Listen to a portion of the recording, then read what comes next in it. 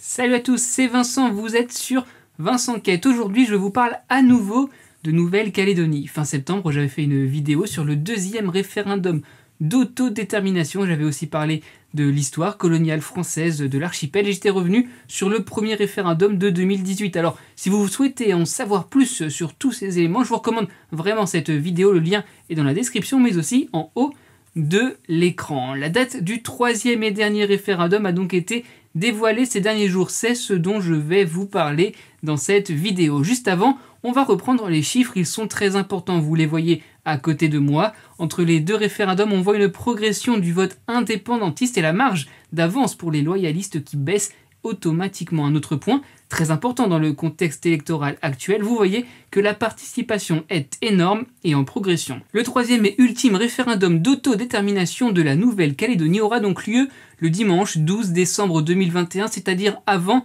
la limite fixée à l'automne 2022. Son organisation avait été officiellement demandée par le FLNKS le 8 avril dernier. Que le oui ou que le non à l'indépendance gagne, c'est le dernier passage aux urnes prévu par l'accord de Nouméa.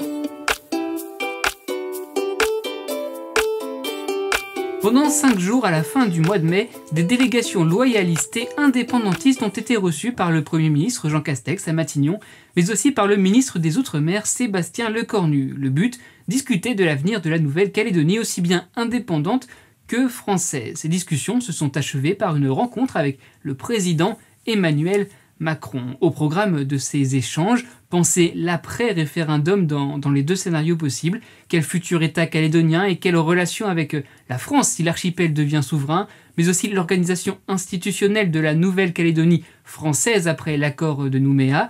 Quelles prérogatives, quel statut, quelles ressources financières, et cela vaut pour les deux scénarios. Les questions ont été, vous vous en doutez, nombreuses. C'est pendant ces discussions d'ailleurs que la date du 12 décembre a été évoquée sans pour autant faire l'objet d'un consensus, a précisé Sébastien Lecornu, ajoutant, je cite, qu'il y a une convergence des parties prenantes sur le fait que faire le plus rapidement possible est une des manières de sécuriser la fin de l'accord de Nouméa. Car il est vrai que la date était un sujet clé. Les indépendantistes voulaient organiser ce référendum au terme de la période actée, c'est-à-dire fin 2022, alors que les loyalistes ne voulaient pas d'une campagne référendaire perturbée par la campagne présidentielle de 2022, d'où leur volonté d'un vote en 2021. Quoi qu'il en soit, le ministre Sébastien Lecornu a évoqué une période de transition du lendemain du référendum, le 13 décembre prochain, jusqu'au 30 juin 2023, une période qui permet de fixer et de sécuriser la vie économique, financière, monétaire, bancaire calédonienne,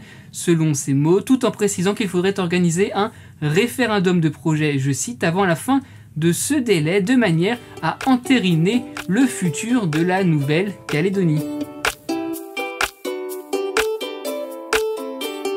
Avant cette séquence parisienne dont je vous parlais, un document d'une quarantaine de pages signé par le ministère des Outre-mer a fuité. Il était destiné aux membres du groupe Le Prédour, composé de 5 indépendantistes et de 5 loyalistes. Ce document, ce sont 33 pages sur les conséquences du oui à l'indépendance et 10 pages sur les conséquences du non. Il ne s'agit non pas de donner des réponses, mais plutôt de poser un maximum de points pour la discussion, pour balayer un large panorama des implications des deux votes. Je l'ai lu pour vous, et voici quelques points à retenir. Si vous voulez le lire en détail, le lien est dans la description. En cas de refus de l'indépendance, il s'agit surtout de penser le nouveau cadre institutionnel. L'accord de Nouméa aura été consommé. Il faudra donc réécrire une partie de la Constitution dont les mesures pour la Nouvelle-Calédonie ne sont qu'éphémères. La question principale étant de savoir quel sera le prochain statut de l'archipel et quel sera le rôle des institutions calédoniennes, le gouvernement collégial, le Congrès, les provinces. Il s'agit vraiment de penser l'organisation politique du territoire. La Nouvelle-Calédonie française, donc, l'État pourrait demander à l'ONU de retirer l'archipel de la liste des territoires à décoloniser, un point qui fait toutefois débat. Il n'y aura par exemple pas de retour sur les transferts de compétences déjà effectués. La question sera de savoir s'il faut les poursuivre, en rester là ou peut-être encore renforcer ce qui existe déjà. Une crainte aussi du vote contre l'indépendance, celle d'une province qui proclamerait unilatéralement son indépendance, le document rappelant explicitement le caractère indivisible de la République, en clair, soit tout français, soit tout indépendant. Et un dernier élément, que faire de la citoyenneté calédonienne? Des avantages pourraient-ils y être liés? Ne seraient-elles pas qu'honorifiques? Vous le voyez, les questions sont nombreuses. Mais elles sont encore plus nombreuses en cas d'indépendance de la Nouvelle-Calédonie. Une période de transition jusqu'à la sortie effective de la République serait décidée par une loi votée par le Parlement français. Au cours de ce délai, il s'agirait de mettre en place l'État souverain calédonien et d'organiser le départ de l'État français. L'accord de Nouméa le prévoit.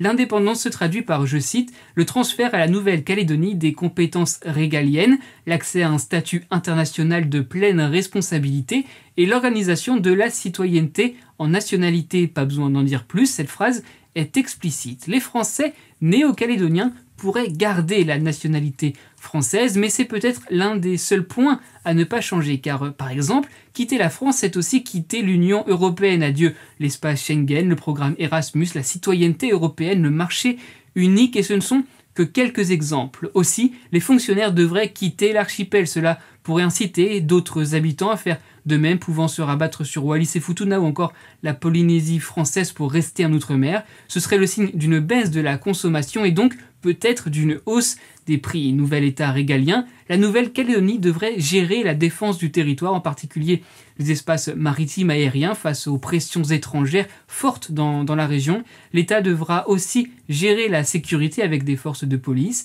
la justice, la diplomatie, la politique économique au sens large, toutes ces prérogatives que la France gère encore aujourd'hui. Et je vais vous parler d'un dernier point, le nickel. 8% de la production mondiale, un quart de l'emploi dans le secteur privé, 3 usines. C'est vraiment l'industrie principale en Nouvelle-Calédonie, une industrie qui bénéficie de subventions et d'aides de la France. Comment pérenniser cela avec un nouvel État? C'est aussi l'une des principales questions que pose ce référendum. Alors oui, les médias dans leur globalité parlent plutôt peu de l'avenir de la Nouvelle-Calédonie et c'est aussi pour ça que j'ai décidé de vous faire cette vidéo, car dans 6 mois, nous vivrons peut-être l'indépendance d'une partie de la France. C'est donc sur cela que se termine cette vidéo. Merci à tous d'avoir été au rendez-vous. On se retrouve, je l'espère, très vite. L'actu, c'est sur Instagram, le Fil Info. Il y a aussi les réseaux sociaux.